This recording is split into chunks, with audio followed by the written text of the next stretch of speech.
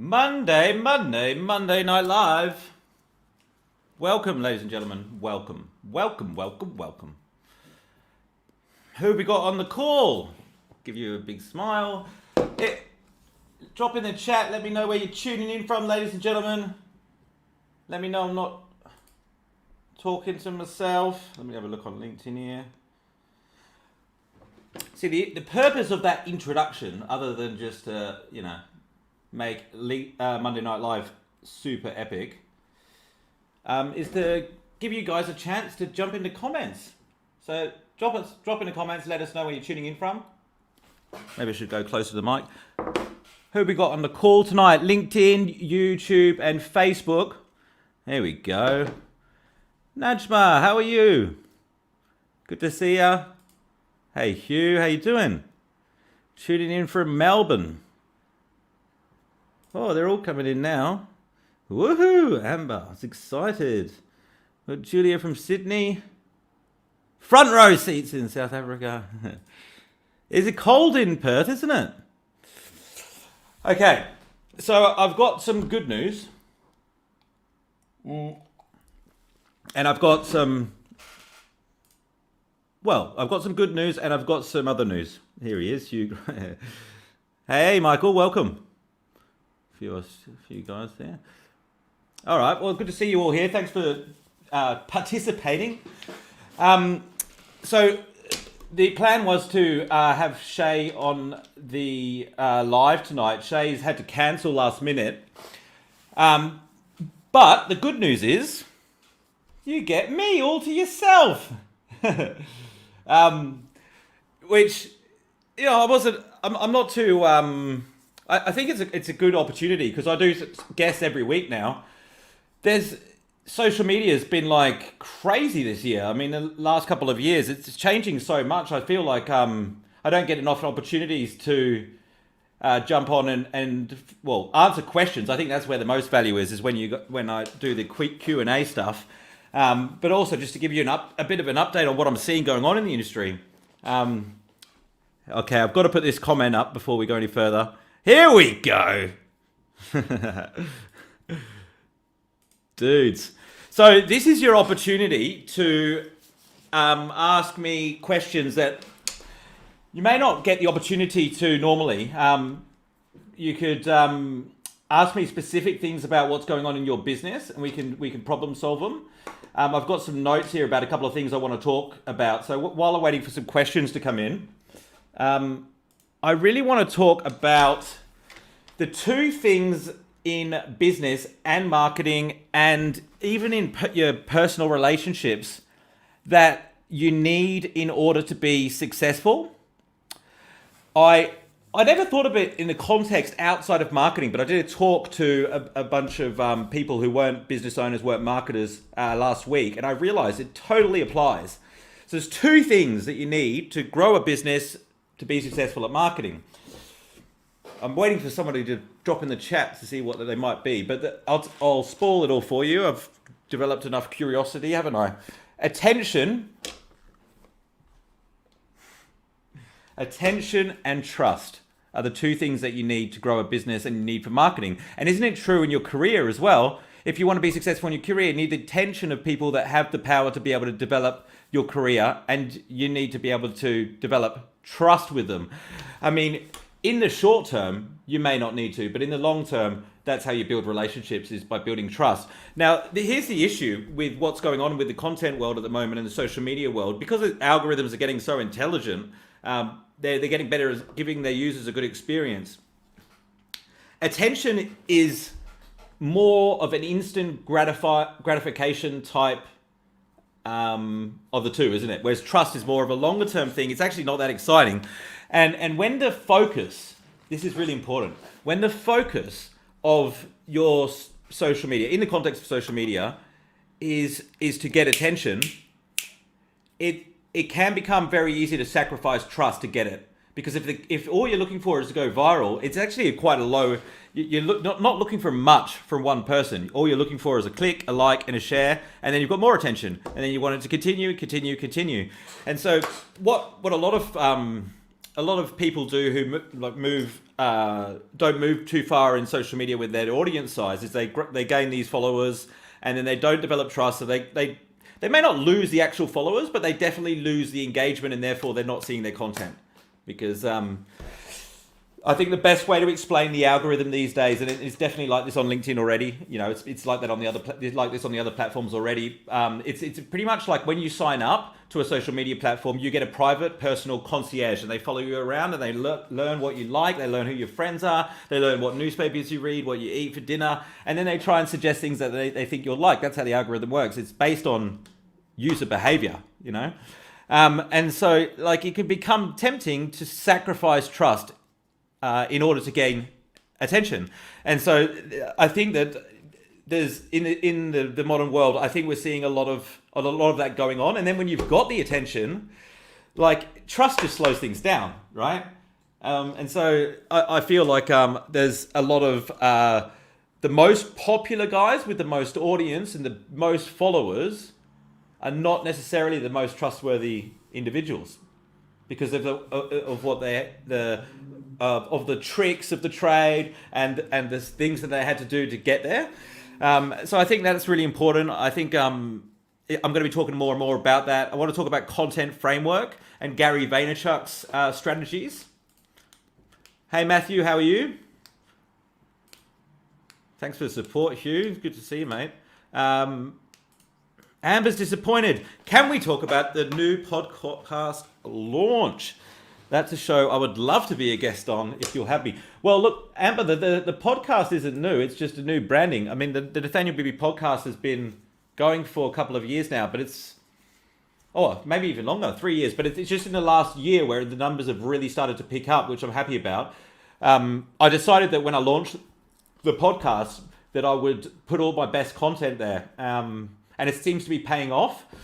All the long form content, because I figure, like, if people are going to be listening to it on commutes, traveling, or like while they're doing their exercise, walking the dogs, then it can afford to be longer, right? It can hold the attention span longer. And so for the people that do want to deep dive into content, like the podcast is a great place to do it. YouTube also, but the podcast is where I've got the best content. Can we get a link? Yeah, absolutely. So the same link that I use to get here, which is on my Instagram, the Linktree link, linktree.com/Bibby. It's got the links to the podcast on it as well. Tune in, dudes, because I think I do quite well with the audio. When I listened to it, I was like, oh yeah, it sounds quite intelligent. Whereas with the video, I got this, like, you know, a bit fidgety and all that sort of stuff. How do you make sense of how to balance trust and attention? Well, I think the way that I look at it is, do you know what this comes down to, guys? I'm just going to be completely transparent with you, since it's just me on the show tonight. Well, I fucking should be transparent with you anyway, shouldn't I? I just swore. There we go. Mum's not here. That's good. The reason that people prioritize attention over trust is because they care what other people think. That's what I think. They're more worried about looking successful than being successful. They're more worried about how they look to validate, or validate's not the best word, to feel like they're valuable, because they value themselves based on what other people say about them, or how they feel, or how many followers and likes they have, rather than how they feel, rather than focusing on the person they want to be. If you focus on the person you want to be, you prioritize trust. And in the long term, you won't be the most popular, right? Just look at who gets in power in politics. It's quite often not the most trustworthy individual. It's normally one of the most powerful person who's the best at getting attention. But people can see trustworthy people, because do you know why? Because they're consistent, right? Consistency builds trust. It's not just being consistent in terms of like how often you show up. It's about being consistent with what you're saying, your message. You know what I mean? I've learned a lot about getting attention in a trustworthy way from a young man called Marshall. So my puppy, right? Whenever I remember when I first got him, and I'd take him down the park, and there'd be somebody walking along the other side, walking towards me, and they would like be a bit hunched over or just look a little bit sad or just didn't want to make eye contact, and then they would see Marshall, and like Marshall just run up to them like, he's known them his whole life, and when they walk away, they definitely seem a lot happier. And I was like, it's so interesting how Marshall just shows up like that all the time and makes people's day better. But I think he's very present, and Marshall's not on LinkedIn, so. I learned a lot about being present, because I was often on my phone when I take him to the park, and he'd just look at me like this, and he'd tilt his head, He's like, and eventually I was like, I'll leave the phone at home. Now I don't leave it at home, I just keep it in my pocket. Who we got here? Michael Davies. What would you suggest if the audience you seek is very narrow to be precise B2B and less than 500 businesses? Mate, this is the thing with LinkedIn, like the more defined and narrow you are, the better. And I would assume that if that's the case, that these clients are worth quite a bit to you. If the average value of a client's quite high, then you can afford to spend more time to build the relationship. And so you can find these individuals on LinkedIn. It's great when you've got a list of 500 companies. It's just fantastic because you know exactly who you're going after. I'd suggest getting Sales Navigator, but you can profile the companies and outline who are the decision makers, who are the people that influence the decisions. And then when you connect with them, you just don't send them sales pitches, because once they connect with you, they're in your audience. So not only can they see anything you post, you can also see anything they post. So if you slowly start engaging with their content, you send them a message, thank them for connecting, tell them that you're interested in finding out more about their business. You can maybe get some meetings up front.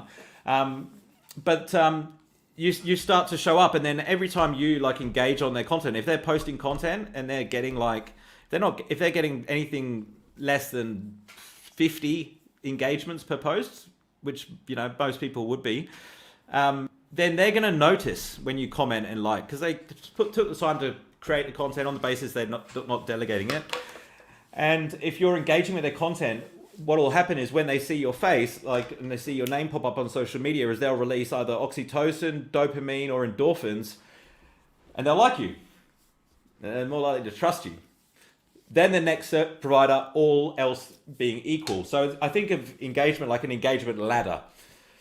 It's just so important that we don't think about social media just as a standalone exercise. It's part of the whole relationship building mechanism. You got to take these conversations offline. Like, social media should mean that you're doing more phone calls, more face-to-face meetings, not less, because you're on social media. Because it's top of the funnel. Social media is really top of the funnel, unless you're doing ads, to people that have already, shown interest in what you do or what have you. Retargeting. But if you're doing organic content which a lot of us are doing on LinkedIn at the moment, then it's very top of the funnel. And when I say top of the funnel, I mean they don't even really know that they have a problem yet. And they may have one in the future. But so when you're talking to the people in the awareness stage of the customer journey, and I suggest you do go broad with your content. So you're catering for more people at the top of the funnel. So they're not necessarily with commercial intent, but you go narrow with who you're targeting. So like Michael, your target audience is absolutely perfect for LinkedIn, because you can narrow them down. And if you go really narrow, but you go to the top of the customer journey with what you talk about. And the way that you do that is you talk about the problem that you solve, as opposed to the solution that you deliver. It's really, it's like something that 90% of businesses get wrong. They're talking about a solution all the time. And the only people that are interested in the solution are the people who have already identified that they've got a need and they've got a problem that they need to solve. So they're just isolating so much of the audience. Whereas if you talk about the problem and you help your audience realize that they have a problem, then because you help them realize that, you're the one that, asked the right questions or shared the right information that made them go, oh, I've got that problem. Then they will just assume that you have the solution and you'll become the perceived expert. So talking about the problem's really a big part of it. Michael, your question, there couldn't be a better type of business for LinkedIn marketing. You're absolutely spot on. Lacey in the house. Yeah, 1 million per annum. Produce content, wicked, awesome. Yeah. Take the conversation offline. and I think like quite often we think to ourselves that we have to tell the customer that it's a sales call. Quite often it doesn't have to be. Just be literally finding out some information about their business to see where they're at, see what their plans are for this year, so you can sort of preempt when would be a good time to get back in touch or just get to know them a bit better. Quite often if I really want to target a specific business, and I've done this with, who did I do it with? I did it with Barry Plant in Melbourne. I think I did it with Westpac. I can't remember. But what I did is I said, oh, look, I've created this strategy for the real estate industry in the Barry Plant's case. And I said, I've just wanted to speak to a few of the leaders in the industry just to get some feedback on it. Could I have 15 minutes of your time? And they were quite happy to give me feedback. And Barry Plant just ended up buying first sale. 100%.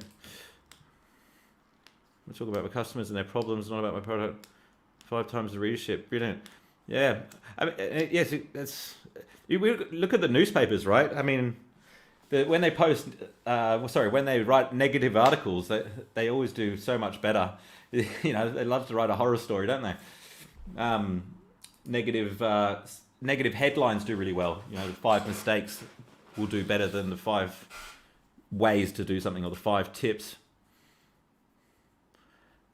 What's one thing that business owners need to do more of on LinkedIn opposed to post? Just on it, like this is a really easy one. Is just listen. Listen.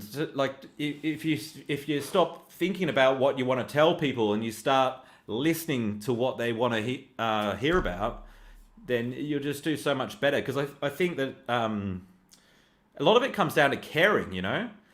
Like if you want people to give I shouldn't swear. So if you want people to care about your content, you have to care about them first. That's the way it works. You have to have empathy and add value. And I do a lot of content, post a lot of content, but I spend a lot of time listening as well. And I hope I get it right. I don't always get it right, but I'm always listening, always trying to get it right. And I've learned over the years that it's not the vanity metrics that I need to pay attention to. It's what people are saying, what they're asking, what they're private messaging me, how many clients, how many leads I'm getting. It's all related. They might not be able to measure it directly, but absolutely makes an impact.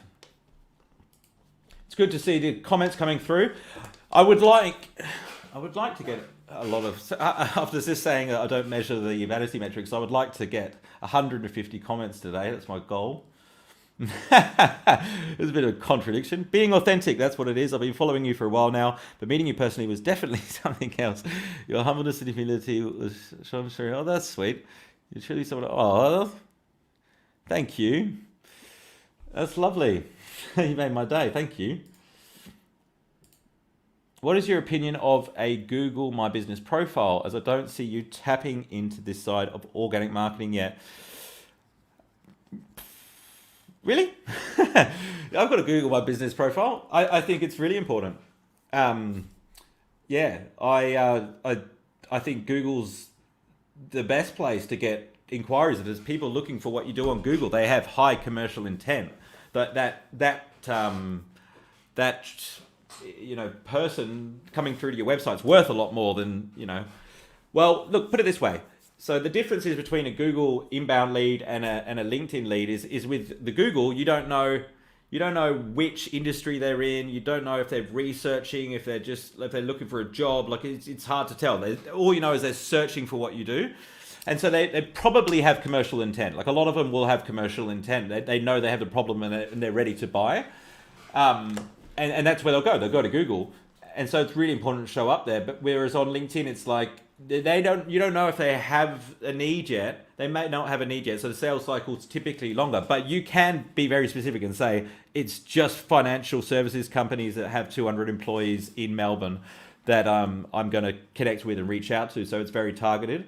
So what I found is, like, even though you may make less sales and they take longer to close, the transaction value is much, much higher than the average transaction value from inbound leads off of AdWords or SEO. So my Google My Business profile, by the way, Amber, I would love a review on there. Bibby.consulting/Google.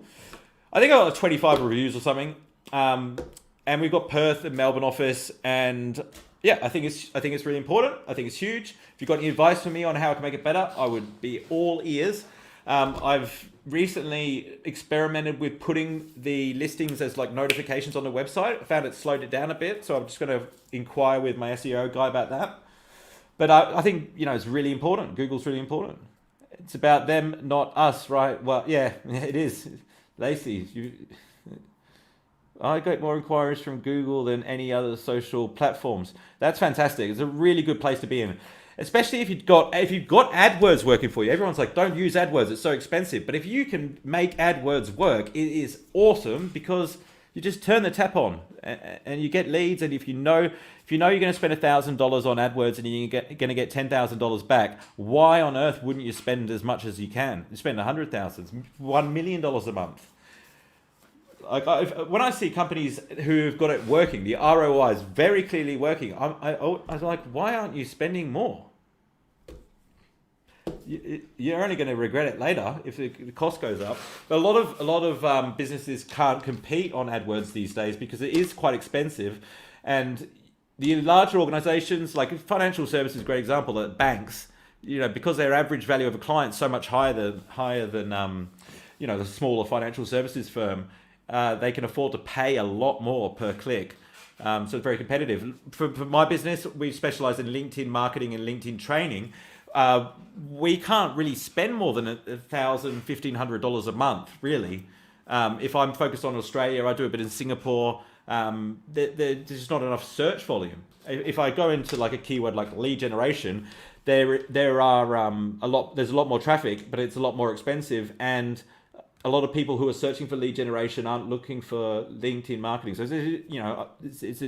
it can become very expensive when you start expanding the reach. But where the value is, and a lot of people miss this, is if you're getting traffic through to your website, if you've got a landing page, a really good landing page will convert at 15%, right? That's a really good one. A website, good one, will convert at 2 to 3%, just like a whole website, not just one page, right? But like if you can literally like remarket to them, if you can drop a cookie in their browser, and I know this is more complicated on iPhones now, but you can still do it. Then you're literally getting 100%. You remarket to them on LinkedIn and Facebook, showing them those videos that you're posting, remarketing to them. It's very cheap, very cheap. Remarketing is so powerful because it's about the mere exposure effect. The more exposures you get, on the basis that these exposures add value and aren't just calls to action, then you're more likable you are, more trustworthy you are, more familiar you are. That's probably the most important word. More familiar, because if something's familiar, then it's more trustworthy, right? At least initially. I love that, Joanne. It's great news. That's a lovely name, Twinkle. Hey. Hey, Shahid. How are you? Cool. Thanks for all the questions, dudes. That's all right. So LinkedIn events, right, has leveled up. I think it's going to overtake Eventbrite. What's going to happen is that when payment integration comes into it, I think it'll overtake Eventbrite. It's really powerful. So this is what you can do for free organically with LinkedIn events. You set up an event. You can now put an inquiry form on the event page within LinkedIn. So before it was just like they register on LinkedIn and then they kind of had to go somewhere else to actually put their email addresses in so you could like remind them and you go in their calendar. So now LinkedIn set it up so that you can, they literally just push one button and it submits their details. And so you have a spreadsheet of all the people registered, right? And LinkedIn will send them reminders. You can put them in your database, send them reminders if you want to, but you don't necessarily need to. Sorry, I cut my finger open again. Maybe lose my spot. But if you get invited to an event, right, you can invite 1,000 people from your network, and it's just like you can select all. Like you scroll, you can choose by industry, and you can like, if you've got 1,000 connections, you can invite them all within about 5 minutes to an event.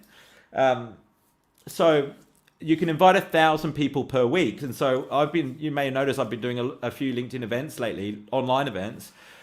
And you can do them through LinkedIn Live, you can do them through Zoom, you can do them through other platforms now, and it shows up directly on LinkedIn. The first one I did, I got about 380 people registered just within 2 or 3 days. I was testing it very quickly because a client of mine wanted to run a webinar and I needed to make sure I knew how it was all working. and I'm very impressed with it. Where I think the opportunity is if you've got more than one person. Well, if you've got people in your team that have big networks and they're not the same people, then obviously you could have 2 or 3 people inviting all of their connections, and therefore you can invite a lot more people. If you've got a 2 or 3 weeks lead time, you can do 1,000 a week. So what I've decided to do is you guys all know, you're all familiar with business networking, right?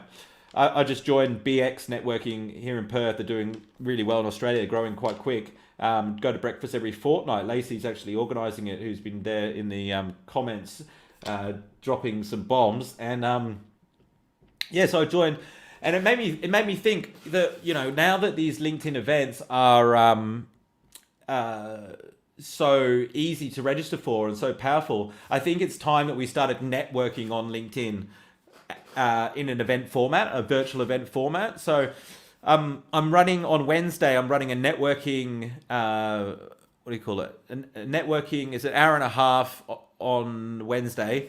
It's specifically for people in Perth. The reason being is because I want this networking that I'm doing through the events to translate to offline referral partnerships, referral networks offline.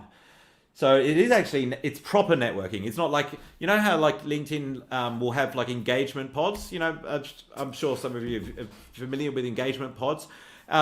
They're like little communities, but the only purpose of that community generally, I mean, obviously they make up their own rules, but generally with, the ones I've found is just to like and comment on each other's content. You probably get to know them a little bit. You may even, catch up with them. But it's just kind of like they're in the pod to inflate your content and you inflate theirs and manipulate the algorithm. In the long term, that strategy doesn't help get you in front of more customers, just doing that alone. Because what you're doing is teaching the algorithm to show your content to people that aren't actually getting value from it. They're getting value from you, like commenting on this. Anyway, I'm not here to talk about engagement pods, but the purpose that reason I'm bringing it up is because I want to create networking groups that catch up every month that are geographically based, and then you don't just like and comment on everyone's stuff in social. You actually say, I want to partner up. I want to partner up with this particular type of professional or individual, so that I can refer them clients and vice versa. So referral networks on steroids. So we're going to try it on Wednesday in Perth, and then my intention is to do them in every city in Australia, US, as well. And I want some volunteers to get involved in like the committee, so that we can actually invite more than just my network. We can invite. Well, if we think about it, if it's a networking event, right, and we're all benefiting from it, we're all adding value. Why wouldn't we all invite 1,000 people? So these networking functions, there's no reason why because there's 12 million people in Australia.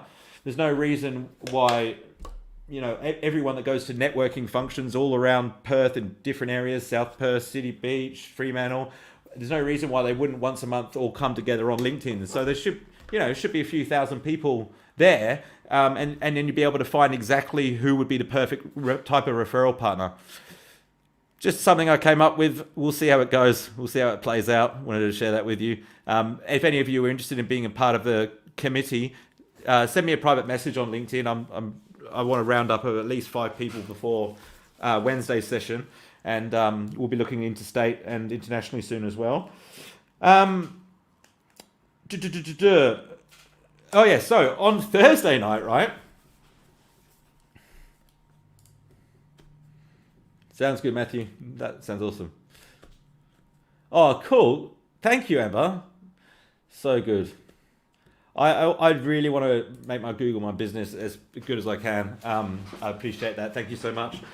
On Thursday, I am going to be sleeping on the concrete outside. It's going to be 6 degrees Celsius, which, I mean, doesn't sound that cold, but I'll tell you what, it's getting pretty cold. I've got the heater on, so I've got a t-shirt on, but yeah, it's pretty cold in the evenings here, and I'm homeless on Thursday. Homeless. I'm sleeping outside for the Vinny's CEO sleep out. I mean, I nearly got it was about 2 days from getting evicted out of my apartment 10 years ago when I lost my job and I was in debt. Some of you know the story, so I won't, go into it all. But when I went through that period in my life, I sort of had a bit of a realization that it could quite easily happen to most people. If you go through a bad period, divorce, loss of job, industry disrupted, I can see how homelessness can happen if you don't have the right support in place. And I decided that if I made it through that period of my life, and I definitely did, like I got into business because of that, that I would do something to help. So I did the CEO Sleep Out in 2014, I think it was the first year, and I raised like $3,000, which is pretty good effort. But I was at the end of it, I was like, oh, I'm not really making that much of an impact, right? But then I said, well, if I do it every year, then obviously it will add up. So I made the commitment to do that, and for the last 5 years, I've been doing the CEO Sleep Out. I'm in Perth, it's a little bit warmer than Melbourne, and last year we had to do it in our backyard. For my case, it was on the balcony. So I actually brought the laptop out with me. We're not allowed to bring laptops when we normally do it, but to go live, and we did some fundraising on the night, which worked quite well. So on Thursday, I'm going to be going live from Optus Stadium in Perth with the other CEOs that are doing the Sleep Out. They get a lot of the big companies in WA sending their CEOs along, and they do raise quite a lot of money. You think that, the cold is bad, but I do have a sleeping bag, and I do have thermals and warm clothes. But I tell you what, one thing you don't expect when you do this for the first time is how much CEOs snore. My goodness, it's so loud. Yeah, man. But like the first time I did it, there was protesters, like people bashing coming through, bashing drums and going. They're saying something like,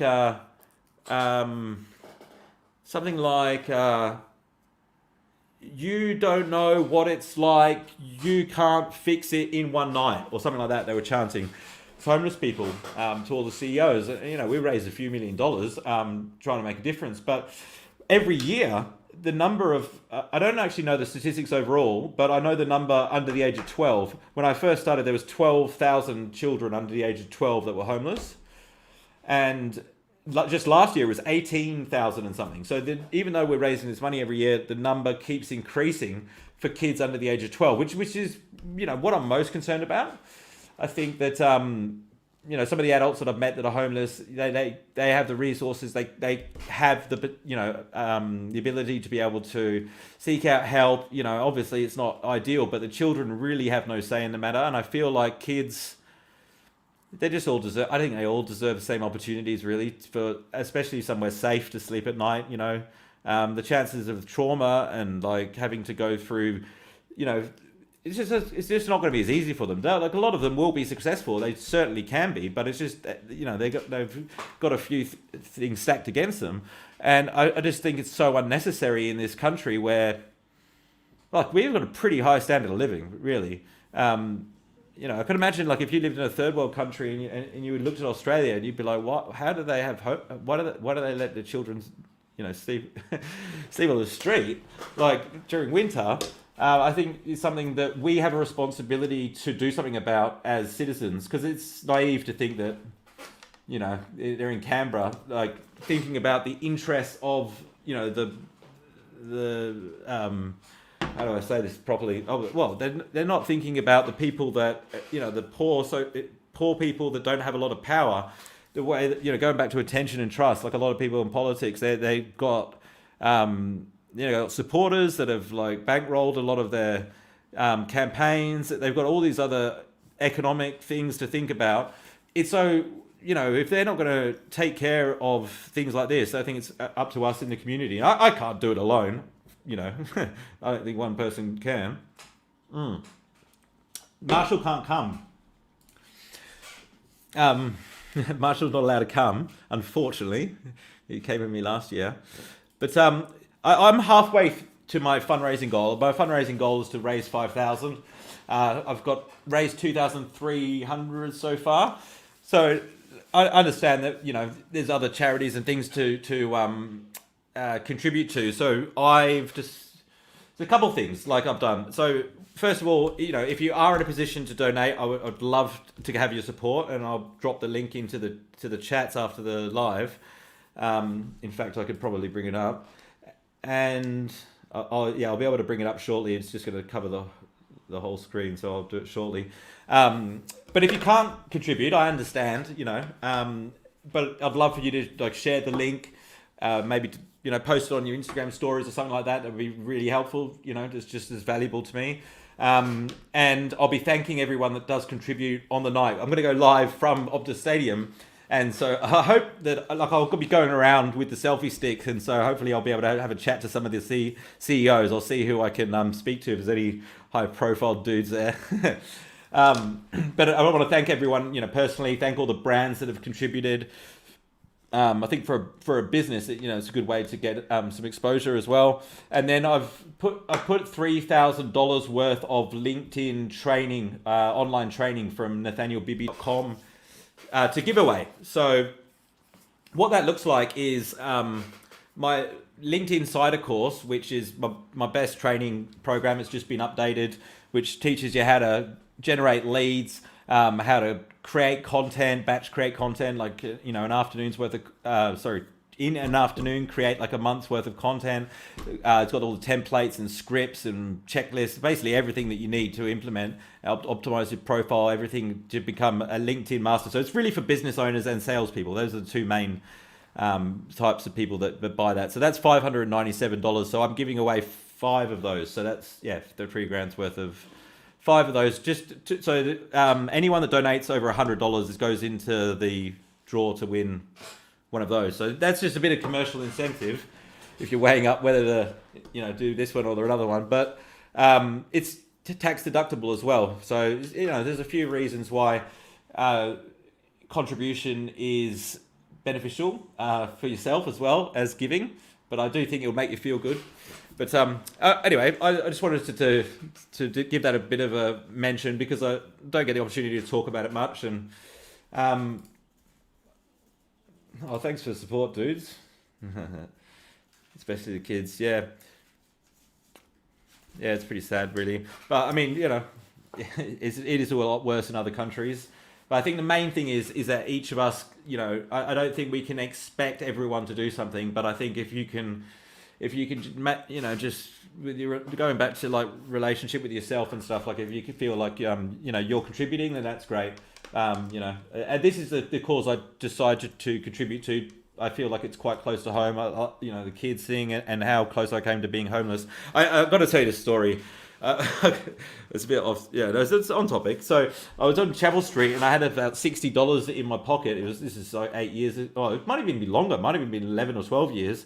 And this homeless guy who's about 45 to 50 came up to me and he said, "Can I have some money?" And like he didn't look like dodgy or anything. So I said, "Well, what do you want the money for?" Because I only had $50 or $60 on me. I don't know if I had any money in the bank or not. I think I was probably waiting on a client payment or something. Anyway, cut a long story short, he said, "Oh, I'm hungry." So I said, "Well, I'm just about to grab some sushi. Why don't you join me for some sushi?" And he said, "Okay, sure." So we had a chat. This dude is like on Chapel Street, homeless, had a 2-story house in Toorak. His wife and his kids had left him. He lost his job because I can't remember what he did, but he was in an industry that got disrupted. So he just had skills to get a new job. Perfectly capable man, but it's just because of his age and what he'd been doing, he'd just been in the wrong industry, and then he's had all this bad luck with the divorce and everything. Just found himself in that circumstance, And I'm sure he got out of it reasonably quickly, but perfectly capable dude. Just down on his luck, and with a bit of support, people like that can get back on their feet. And Vinny's do a very good job of like not just going, "Here's some money for some food." They actually help them with transition housing, getting jobs and upskilling and all that kind of thing. So it's more of a longer term approach. All right, guys, keep coming with the questions. I'm going to stay on here for another 20 minutes regardless. This is a quote that I got on my fridge. I don't know if you can read this. Oh, you could. It might be back to front. I'm going to read it out to you. This is awesome. The greatest fear in the world is the opinions of others. And the moment you are unafraid of the crowd, you're no longer a sheep, you become a lion. A great roar arises in your heart, the roar of freedom. It's interesting because anybody follow Gary Vee? Let me know in the comments. Gary Vee is, for those of us in the social media industry, he's like the Warren Buffett of social media. You know, he just sort of like been ahead of all of the trends and has been talking about stuff before it even made sense, you know, like, and then it made sense. So he's just ahead of the game in that area. Mainly just because he just been practicing, you know, for so long, quicker than other people. Like, he had one of the first YouTube channels doing a wine show. No one was watching for 2 years. And then just got like better at it, got good at it, and kind of understood then how to hack attention. But he started talking about 5 years ago a lot about what other people think, you know. And so when he posts his content, he's always looking at like what the comments come back and stuff. And I've worked out that worrying about what other people think is a big reason why a lot of entrepreneurs or entrepreneurs don't actually succeed. But they talk about, like, you know, that they want to be a millionaire and all this kind of stuff. And what happens is, because they prioritize what other people, whether they're around them or on social media, are thinking, they're worried more about what they're thinking than about the people themselves, right?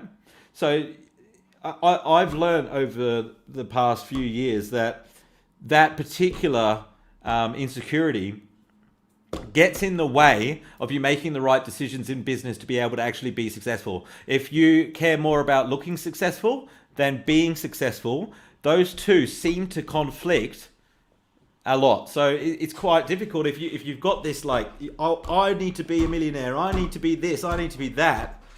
But I care more about what other people think. Like, you're just constantly going to be a battle with yourself. I think that when I had that experience where I lost my job and was getting evicted, I think that was a big, like, sort of pattern break in caring what other people think, because there was no one else that was going to help me out of that situation. I sort of developed this strong relationship with myself because I found out what I was made of, you know? That's what I love about business, and I love about entrepreneurship. Like, even though it's lonely, it's tough, you fail a lot, you go through some hard times, and quite often there's no one to talk to about it. I just love that it's you that put yourself there, you know? You're in complete control, complete responsibility. And I love that. And so I think, you know, it comes down to having an honest conversation with yourself about whether or not, like, because we all, I'm not naive, like, we all think, you know, we're all concerned about what other people think a little bit. I mean, it's actually healthy. Like, you wouldn't know if you were going a bit nuts if you didn't take any notice of what other people think. But when it becomes a problem is when what they think and their opinions becomes more important than your own needs and what you actually want in life. It's the people in your life that are close to you that are expecting you to live in their values or the way that they want to live, or, you know, prioritize the things that they want in life. Don't waste any time trying to hang on to them. You can create some space between them, because you'll never be able to live in someone else's values and be fulfilled. You know, I'm getting a bit deep here, but like this applies to growing a business in a big way. Like, the biggest roadblock from growing a business is the founder. You got to remember, how many businesses fail within 10 years? Does anyone know? Drop in the comments. Right? So think about it. So if 95%, or we'll call it 90%, we'll be conservative, 90% of businesses fail within the first 10 years. So there's 10% that are still going. How many of them are profitable, right? We're down to 5% again, aren't we? It's 5% of businesses making it past 10 years who are actually making any money. So this is the thing, and this, like, if anyone thinks this doesn't make sense, let me know in the comments. But if you're doing what everyone else is doing, you're in trouble because 95% of businesses are gone. It's a harsh reality. And so when you look around you and you look at what people are doing in marketing and you look at what people are doing in social media, you don't necessarily want to follow what the masses are doing. You got to be doing what the 5% are doing if you want to be successful. Call it 80%. It could be 80. I mean, it's going to be different in different industries and in different areas, but the majority of them are going under, aren't they? So you can't really be following what everyone else is doing. And I can tell you right now, what most people are doing on social media is not going to lead to them making it past 10 years. Of course, So the ones that are successful are not the ones that you would think from the outset. Like, there's a lot of people on social media, a lot of them with 800,000 followers that so concerned what other people think that they can't pay their rent, but they will still act like they're in private jets and successful because they're so concerned about what other people think. And so when you see them, you're like, oh, why can't I get my business off the ground? You could quite possibly be making more money than them. It's a lot more valuable having 50 people that actually care about what you have to say than it is 800,000 people that think you're average.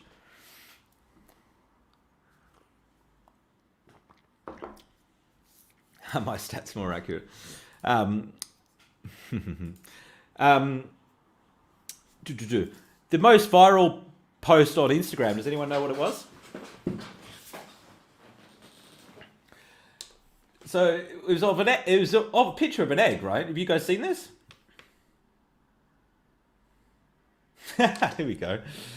It was David got to say, is there anything new? We hear this every single day. Everyone preaches the same. I would love to say something different from the everyday rubbish. Well, this is David, mate. If I was talking about something different every single day, I would be very concerned that I wasn't telling you what works, because it is simple. I'm going to keep saying the same things because this is the mistakes that people are making. This is what works. I'm going to be saying the same thing next week. It's really important. I will try and say it in different ways. I'll try and use different stories and stuff. But this attention and trust stuff is really important. I mean, I know we all want a bit of novelty, but I mean, the fundamentals are still the same. People are still making the same mistakes, That's what I see every single day. If you've got a question, ask me what it is, David. But I honestly don't know how to talk about anything else because this is the area. 83%. We got some. That sounds like an accurate figure, doesn't it? 5 years. 5 years. They're profit first. Haven't seen the egg. Missed that one, I guess. Well, yeah. I mean, I missed it as well. I saw it on the Google search results.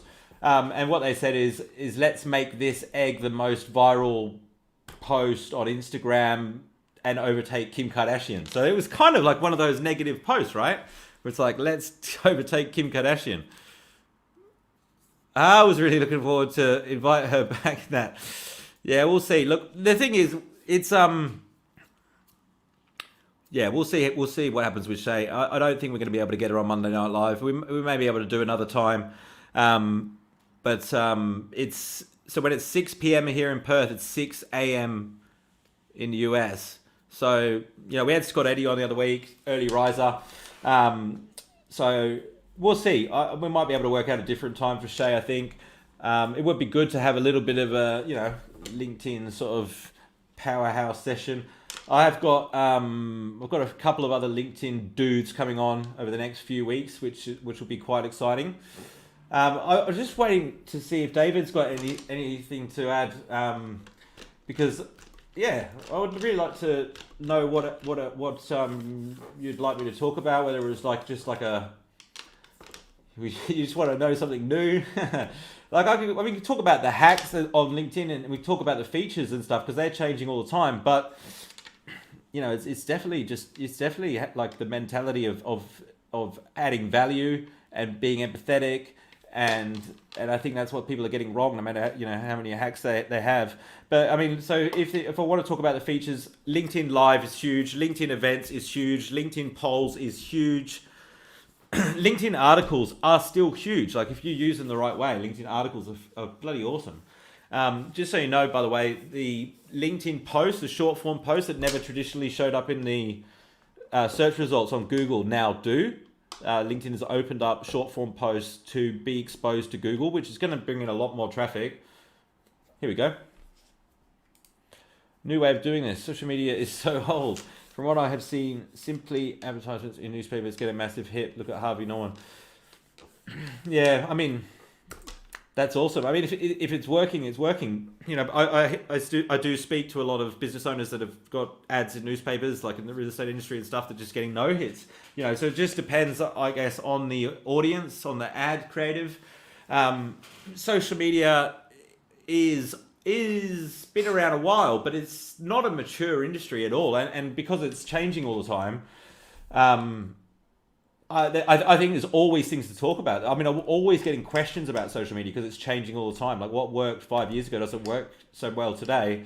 But I can't argue with that. Like if Harvey Norman are getting conversions, that's fantastic. I actually trained Harvey Norman, the commercial team, on how to use LinkedIn. So they're going at it from all angles. But I mean, I was on the front page of the West Australian business section last year. I haven't been on the front page of the business section of the newspaper before, and I thought, oh yeah, I'm going to get loads of people checking out my social profiles and that, and it was like a small little bump, and then Brooke and I posted a picture with holding us the newspaper, and it went bananas. I wonder if we got more exposure than the newspaper did, but I guess it's just different audiences and stuff.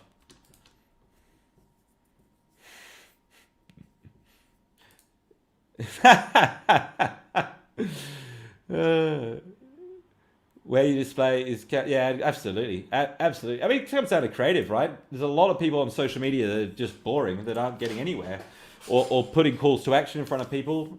A newspaper would be way more appropriate to put promotional stuff. They've done surveys on this. People prefer to get promotions in newspapers and in their email inbox than they do on social media. And I expect that's because they want to be able to refer back to it. Like if you're getting like JB Hi-Fi's latest specials on social media, you're there to socialize. You want to come back to it when you're in the mode to do that. Whereas email, they prefer to get it over email actually. And then I could imagine, if you're used to seeing that stuff in the newspaper, then that would be where you'd go. I know a lot of investment banks use the newspaper because obviously people in finance read it. So yeah, it's an interesting conversation.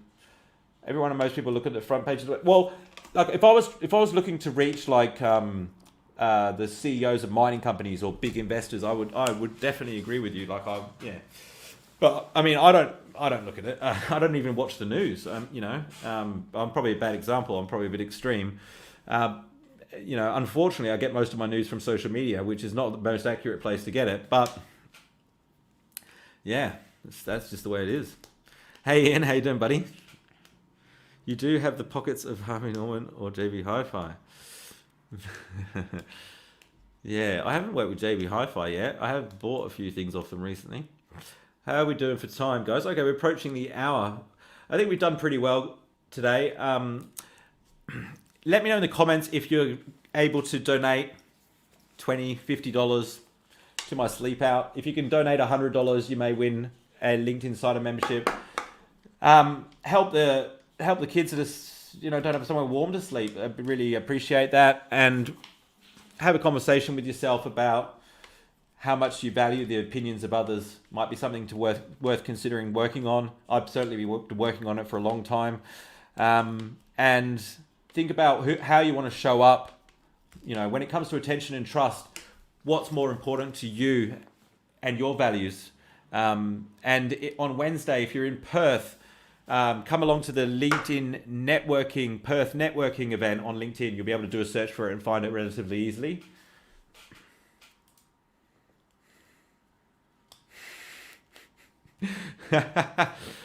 There we go. Thanks, Joanne. That's really kind of you. I know a lot of you have donated already, and I really appreciate it. I'm going to be giving you a formal sort of shout out on Thursday night, so make sure you tune in on Thursday evening when I go live. I'll drop the donation link in shortly. Have a great week in business, ladies and gentlemen. I really appreciate all of the questions and support tonight. Good night.